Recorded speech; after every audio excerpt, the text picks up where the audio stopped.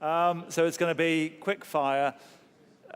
These are all people from companies that you may have heard about, but we reckon you'll hear more about them.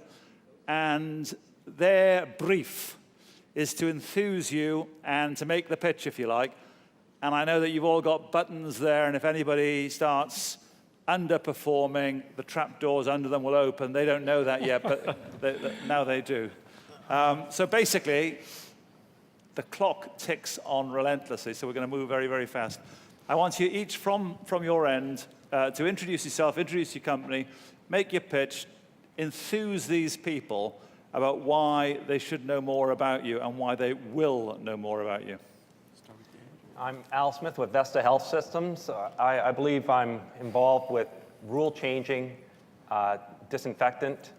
Disinfectant is an incredibly broad category. Our disinfectant is safer, more economical, more effective than any other disinfectant we believe in the world because it's natural. And by being natural, you can actually apply it to human mucosa. And when your eyes, your nose, your mouth, lungs, and vagina, if you're a woman.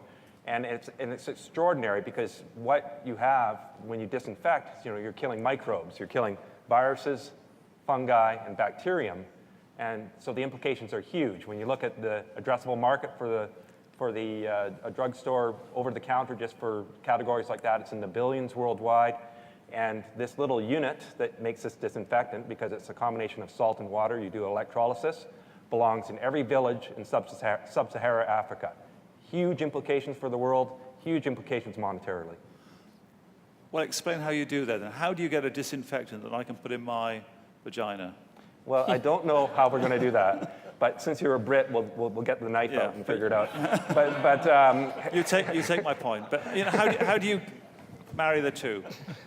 Eyes. Okay, what you have is you have you're creating hypochlorous acid, which is part of the innate immunity. You have two immune systems. You have innate immune system and you have the adaptive immune system. Hypochlorous acid is what your cells use to attack pathogens. So you create incredibly high incredibly high percentage of hypochlorous acid, which is just an oxidating agent. It's below the World Health Organization's limit for tap water in terms of concentration, so it's very benign. You apply it just topically. You apply it to your eye, nose, mouth, or whatever, and it kills the viruses on contact. We only have clinical studies for the nose, but everything else is in inference, but I believe it's strong enough to be saying it. Is it one of these very simple ideas? Incredibly simple. That somebody's suddenly clocked? Absolutely. People have known about hypochlorous acid. There's a public company called PuriCore, top line revenue of about 15 million pounds, market cap of about 20 million pounds. They're all excited about 200 to 300 parts per million and how well it cleans things. Gets MRSA off surfaces, hard surfaces, and things like that. So people have been talking about it, but this is an innovation from C.Y. Kim in Korea. I don't believe he's in the room. It's unfortunate, but he created these two little cheese cutter electrodes, and incredible innovation, just magic innovation. Great, thank you very much. Ian. I'm Ian Hersey. I'm the CTO of Attensity Group, which is a recent merger of several existing companies that put together by Eris Capital, who was on the stage just in the last session from Niall Davis. And what Attensity really does is to help customers manage their customer conversations. And what do I mean by that? One theme that's run throughout the conference, there's a statement made yesterday about how the web is changing from hyperlinks to conversations. And if you think about conversations that take place, so regardless of the channel, email, Twitter, Facebook, documents, blogs, wikis, etc. One thing all of those have in common is that they're expressed in human language, and they're what we call unstructured. They're not self-describing, and they're therefore difficult to leverage in business applications, and they're difficult to really make heads or tails of.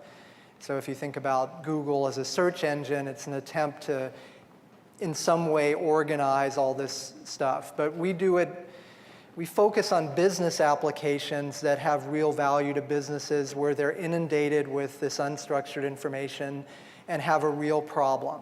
And I'll give you an example. Whirlpool is one of our longtime customers. They were having an issue with one of their refrigerator models, one of the expensive ones that gets installed in kitchens, built into the cabinetry, and there was a part that was failing that was necessitating basically a service call to come in, take out the refrigerator, take it back to the factory, install another one. And through the analysis of all those call center notes, we found the root cause of that, which was a $20 part. And so we were able to essentially intercept all the remaining cases and allow them to save literally thousands per service call. Another example is the biggest German internet service provider, 1&1, where we handle 300,000 customer emails per week to help them respond to customer issues in a timely manner and actually analyze what's going on in there. What are the issues that surface? And with all these conversations going on, my treatise is, well, this is going to be a problem that's going to continue to explode and expand exponentially. And it's going to become a bigger and bigger problem for businesses. So we think we're in a real sweet spot. So in this coming year, what are the humps you've got to get over, and what do you expect to happen? Well, there are a couple. One is that we've put 3 existing companies together, 2 in Germany and 1 in the US. And so there's product integration to bring these together into suites of applications that talk to one another. And we're already well on our way to that. We leverage what you think of, if you've heard of the concept of Web 3.0, it's a buzzword, but or semantic web, that describes ways of creating self-describing resources that are more knowledge-based. Well, we use that technology today, so it's not a pipe dream. It's the common layer of infrastructure that describes the kind of knowledge that you can use in application logic to facilitate these functions, whether it's to respond to email or to analyze large sets of information to uncover the trends and correlations in the data. And so the challenge really is getting these out to customers in a lower cost way than we have traditionally. So beyond enterprise installed software and very customized applications, we're looking at ways to deliver this more in an online manner with self-service so that customers can set this up and come in at lower price points. And the bumping together, if that's the right way of putting it, of the German culture and the American culture? That's actually gone very well. I've heard that before, actually. Well, I'll tell you what. My previous company got acquired twice and ended up as part of SAP. And so I've seen firsthand the benefits and pitfalls of the 2 cultures. And in our case, one, I run all the product development stuff, and it happens that I speak German, so that helps a lot. But I've tried to infuse a little bit of the Silicon Valley risk-taking and creativity with the very solid engineering practices that go on in Germany. And so there's a lot of cross-continental travel to get people to know one another and the technologies. And that's an investment up front, but it's really starting to pay off. Mario, thank you very much. Mario Dal Canto, I'm the chairman and chief executive officer of SIMtone. The company has developed a universal network computing platform which has for a purpose the delivery of simple, very, very simple mobile secure access to any cloud-hosted application environment services and all the good things that we have heard over the last 2 days. The objective of the company is to create a very, very large mass market for this new computing model and to achieve it with an extremely inexpensive, very, very green solution. We do a lot of business with telecommunication companies for just the obvious nature of the beast, but also with a lot of cloud providers. And so far it's been extremely exciting. We want each and every one of you to not worry about what device you have and yet have all your cloud services always available on demand and on the fly. And your object is to kill the PC? Potentially, yes. I don't think I would call it our objective. I think it That's is. what your colleague called it, but go on. It is going to happen, whether we succeed or not. The PC as we know it today will not be there. It will be different. Does your model depend on people ultimately rejecting the PC, or does it or could it work in a world where human beings, ordinary people, say, well, actually, I quite like having a bit of information and program on something I carry around? Absolutely. For one, you know, it is impossible to predict what the actual uptake and the model of the uptake will be. But fundamentally, the stateful PC, the machine that we own today, does provide a lot of value to people. It probably will continue to provide maybe some of that value or new value, even in a cloud environment. So we support any device, including existing PCs, existing phones, DVD players, for example, to give you some exotic examples of devices. So again, in terms of the coming year, what is the task? What will, if you come back in next year, what will you say? Brilliant, that's what we did. Well, I certainly hope to be back next year and to be here with one of our customers to tell you what they did. What I can't now, but because you know how non-disclosures work, but there are projects going on which are extremely exciting and that will bring, actually one of the many that excites me the most is a project that will bring computing otherwise impossible or unaffordable to people that need it badly and they cannot get it. And I think that in itself will be, I hope to be back next year with that. It'll be very, very interesting. Thank you very much. Eric. Eric Darmstaedter, CEO of ClearFuels Technologies. We develop and operate sustainable advanced biorefineries based on a new flexible thermochemical conversion technology. So what does that all mean? What does all that mean? Yeah, that means that we can produce a variety of renewable biofuels such as jet fuel, diesel, ethanol, or hydrogen from non-food cellulosic biomass like wood waste or sugarcane bagasse from the same basic technology platform. We're also as much a development company as we are a technology company. Most of our management, we have an average of about 27 years in the energy infrastructure business. So what does that mean? That means we just have a lot of gray hair and scars on us from doing things the wrong way and learning. So we're passionate about the technology, we're passionate about the environment, but we're also very pragmatic in what it takes to build a 20 million gallon per year industrial scale biorefinery. So to give you a little bit of background on what's going on in the market now, I think it's important. First, there's a big transition going on between what's called first generation biofuels and advanced biofuels. And an indicator, you can go to a website on Google. It's called, unfortunately, the Biofuels Death Watch List. and it shows all the first generation biofuels projects or companies that are really challenged. And one of the issues is that they were challenged by what's called commodity crush spread. So, for example, if you're using corn to make ethanol and the price of corn is more than the cost of corn is more than the price of ethanol, you're underwater. Same thing with palm oil and biodiesel.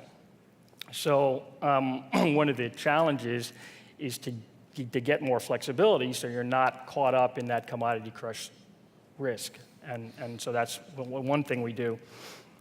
Between types of fuel? Yeah, between the types of fuel or sources of fuel, sources of the feedstock on one side and the type of fuel you're making on the other side. Second thing is 5 years ago, it was pretty easy to be in the biofuels business. I mean, biofuels were good and all the environmentalists, pat you on the back, no longer. So now you got the food versus fuel debate. You've got the life cycle greenhouse gas calculations that you have to do because if you're using soybeans, they'll take into account the fertilizer that you had to grow the soybeans to get the soybean oil to convert it to a biofuel. So there's a challenge there that you have to work around, and that's why we're using cellulosic wastes from or byproducts from other processes, so we don't get caught up in that debate. Third, last point is that it takes a lot of time to build these things. I mean, this isn't something you can Twitter about, and have it done. This is 50, 100 million, 150 million dollar projects. They take 20 to 30 months to build. Once you've got the design, it takes finance. You've got to be able to operate it. And at the same time, of course, technology is moving fast. So you have to have the flexibility to move your own technology forward to be ready for the next biorefinery. And one of the things we've been able to do with this platform is sort of have a plug and play with other gas to liquid technologies. And in fact, as an example, we're in the advanced stages of an agreement with another public company called Rentec to give us wood waste to diesel and jet fuel project combining our two technologies. So we're in this 30 billion gallon advanced biofuels market, and thankfully we got a lot to do. But one refinery you'll be able to stick lots of different things in and get lots of different things out. It depends. You can have a combination for jet fuel, diesel, hydrogen. You can't do diesel and ethanol at the same plant, but you have the same basic front-end technology for everything. So no matter what we do, the way we've structured the front-end biomass to syngas part of the technology is the same no matter what you're going to make, and no matter what feedstock you're using. And all that political hoo-ha when biofuels went from being the salvation of the planet to being the worst thing on the planet. Right. How has that affected the business, the industry rather? And that's really the shift you're seeing from the what's called first generation biofuels, where there's a food versus fuel debate and cutting down forests to grow energy crops. That's where the problems are. And so there's a lot of what we call second generation biofuels companies like us working on avoiding those problems that have come up. And in fact, there is another website, I think it's the IEA Task 39 website, which shows a map of all the demonstration facilities coming up. And so what you want to be sure you do is stay on that one and don't end up on the Death Watch. On the Death Watch one. Right, yeah. And what's the email, the web address of the Death Watch one again? I think you can just Google biofuels Death Watch list, and it'll pop up on the first. Don't worry. The first one. Henk. Henk Rogers. Name of the company is Blue Lava Technologies, and we are building a product called I Love Photos. And I Love Photos is how you will be sharing your photos with your people close to you, and how they will be sharing their photos with you in the future. Just like Twitter allows us to see a stream of text messages from our friends, I Love Photos generates a stream of photos, not only of my pictures, but of the pictures of the people who are close to me, that are relevant to me. And they bring them to the devices in my life, like my digital photo frame that's sitting on my desk, like my mobile phone, like my television set, which happens to be the best screen that everybody owns. We do this by having a little, I'm a game designer, so we created a little game whereby you tag the people in the pictures. We find them for you, that's the computer's job. But what you do is you choose who they are, you connect them to your address book, that happens automatically, and then when you've processed a number of pictures, like an event, it'll ask you which of the pictures you like the best. Because the worst thing can happen is you can make a slideshow of your kids and somebody's missing. And so we help you automatically generate great slideshows, and we call them slideshows. That's the old way of calling them, because a slideshow, if you watch it once, the second time you watch it is less interesting, the third time you don't want to watch it anymore. And so what we're now creating is a video or a slideshow or a photo stream. I heard that word stream earlier. And so by tapping into that stream and directing that stream to your various devices, we bring your photos back into your life. And again, same question, this coming year, in a year's time, what will you hope to come back and say you've done? Well, I hope to have the lights turned on and ask how many of you are using this application on your iPhone, and I hope to have a large number of people raising their hands. Right, and a bigger car or whatever. A bigger what? A bigger car or whatever, doesn't matter, or a private jet or whatever. Oh, well, I've got the Tesla already, so. Ragnar. Yes, I'm Ragnar Kruse. I'm the CEO of Smaato. We are a mobile advertising company, so we are I would say, in one of the most exciting industries today, which is mobile. We provide today an ad optimization platform, and we are serving ads today to mobile websites and mobile applications in more than 200 countries with a high fill rate, which is a little technical. Interesting is we just talked about PCs. I think very clearly, this is a new PC. And every one of you, and I saw you raising your hand a little earlier, already has this in their pocket. And I've met people who had an iPhone, and Andy Bechtelsheim was one example. 3 years ago, when we approached him and says, don't you want to invest in our company? He says, mobile, I'm barely use my mobile phone. Then a year later, last year, I saw him in Stanford at the Always On, and he was excited and enthusiastic about it. Yeah. And I think this is life-changing. I've met people who said, has changed my life. What do you mean by, I may be being very ignorant here, but what do you mean by mobile advertising? The adverts you get on your phone? Yes, it's on mobile websites, or it's within applications, so you see little banners or text ads, and there will be more and more newer ad units, like shakeable ads, which are much more interactive. That is mobile advertising, and some of you might already have an application on your iPhone and might see some ads, and they might be already served by us. So that is what we are doing, and we actually think this will evolve in a much different way. This is a very personal device, and what we will do, and that is what we think how we will be able to also help change the world and your world, is by providing more and more targeted ads, so that more and more ads is not perceived as spam anymore, but as useful information. And it's done by pretty much matchmaking the personal information, the personal interests, to, of course, the targeting of advertisers. How are you going to get round, I mean, you hinted at it there, but how will you get round consumer resistance? Personally, I resent an advert even on the New York Times, even though I know it's got to do it. And the moment a newspaper site starts putting too many adverts, I switch to another one. Yeah. How are you going to get around that? As older we are, including me, we all don't like ads. And if you talk to anybody here in the audience and you ask him, do you like ads? Probably everyone will say no. But we all know here in the US it's a $300 billion industry in advertising. So there is advertising, and we will need advertising. Otherwise, we wouldn't know that there's Tesla with a very environment-friendly car. No, what I'm saying is, at that moment, when we are able to deliver you ads for something you are interested in now, you will perceive it as useful information. And at that time, you won't resist.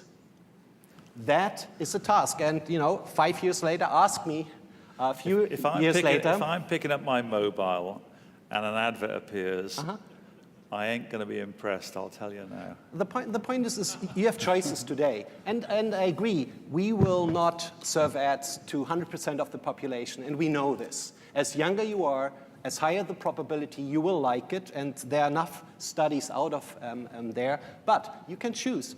You can buy an application, and if you buy all the apps on the iPhone, you spend $70,000, or you get them for free. Sure. But someone needs to power this ecosystem, and there we are helping empower this ecosystem to actually make you happy with more applications and more fun. And I think every one of you probably has a great application already on their phone. Someone needs to pay for it, for all those great apps. I know. We will power it. I know, but we are strange people. We resent all these things. But I can see that if you target ads properly so people feel they're useful, well, then you're getting somewhere. That's our target, and that is what we are going to do. Okay. Thank you very much. You're welcome. David. Thank you. My name is David Achim, and I'm the president of SkyFiber. SkyFiber delivers wireless light technology to connect and provide bandwidth that's secure, green, and high capacity to communities, enterprises, and networks and operators. And Wireless light technology is not new. The technology there was a big boom of investment in the technology in the late 90s and the last telecom boom. But most of the companies that sprang up in that period of time overpromised and underdelivered on the ability to use the technology in its proper constraint, in the proper way to get leverage and value for customers. And as a result, the industry kind of fell away a little bit. But our company persevered and has developed some patented capabilities and proprietary ways of going farther in the environmental conditions that hampered a lot of the other technology companies that tried this, and with more capacity. So today, we're in a very good position to capitalize on the growing worldwide mobile bandwidth and needs of the marketplace. But it's more than that. You got to have more than just great technology to build a great business. You have to have passion. You have to have a business model that's going to work in this day and age. Our passion is around a couple of things. What drives us is being able to get out there and help connect the unconnected. There's plenty of places around the world, and even in our own country, where the likes of Verizon and AT&T, they're happy building out networks and triple play services to Westchester County and La Jolla, but the chances of them putting broadband delivery systems into the Indian nations and the western part of the United States that have been disadvantaged communities for so long is a real problem. And as I'm excited about what Mark and Sharon are doing with Project Inkwell in terms of driving out educational capabilities into these disadvantaged communities, because they need bandwidth to help go do that into those communities. And I think wireless light technology is going to play a significant role in doing that. One of the other passions we have, though, is helping next generation networks as we build these next generation networks. How do we do this in a environmentally responsible way? Dr. Ram's speech the other night on Monday was really just continues to embolden us, because if you start looking at how do we build better, smarter networks, part of it is how do they consume less power? And today, in a typical wireless microwave industry delivery system, it takes about a watt of power to deliver every 2 megabits of data. With our wireless light technology, we can deliver almost a gigabyte of data for 1 watt of power. That's a 1,000-fold improvement in the delivery of power that will have, ultimately, when we're talking about millions of cell towers around the world and millions of businesses, the ability to impact that in terms of megawatts. So that's really important. The other thing, too, is that microwave technologies now, as we start pumping more and more of this microwave, if you put on infrared glasses and looked around our cities, you would see these massive waves of what they're calling microwave smog, and it's yet to be determined how much is that really impacting our people. But we think wireless light has no footprint in that area, and therefore can deliver large amounts of bandwidth. And so we think being environmentally sensitive as we build out these next generation networks is really key to this.